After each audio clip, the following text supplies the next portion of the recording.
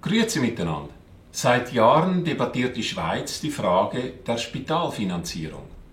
Der Nationalrat verabschiedete im September 2019 eine Vorlage, die jetzt beim Ständerat liegt. Zeitgleich entstand aus einer Zusammenarbeit des CSS Instituts mit der Harvard Medical School ein neuer Lösungsvorschlag. Das ist der Inhalt dieses Videos. Heute werden 55% der Spitalkosten vom Kanton finanziert, ambulante Kosten hingegen nicht.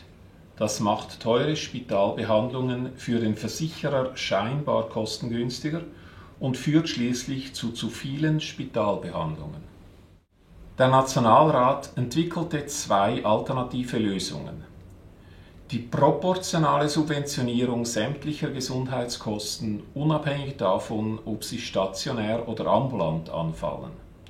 Oder mehr Subventionen für voraussichtlich Kranke und weniger für voraussichtlich Gesunde, ebenfalls unabhängig davon, ob die Behandlungen stationär oder ambulant anfallen.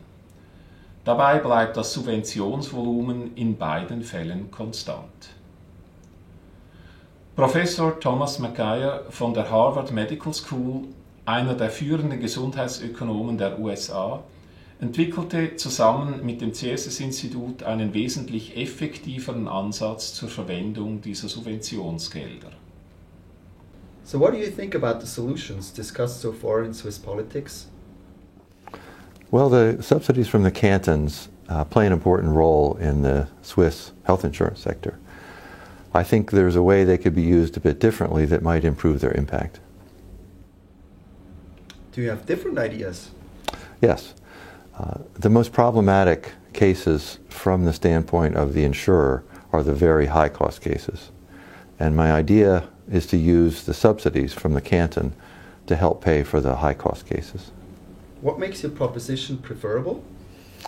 Well, in the first place, it balances incentives by contributing to the costs, whatever form those costs take. If they're inpatient costs, outpatient costs, the subsidies would apply to them equally.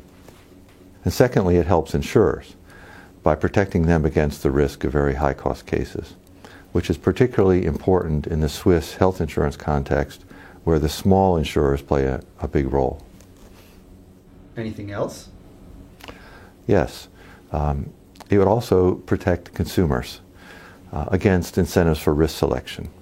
And what I mean by that is it protects consumers by reducing incentives for insurers to not enroll them, and if the consumer is already enrolled in a health insurance plan, it reduces the incentives for the insurer to get rid of them. So, kind of in sum, with the same subsidy from the cantons, we're able to have a rare win-win in health policy. That is, consumers are better protected against incentives for risk selection, and insurers are protected against risk. So how do you quantify that?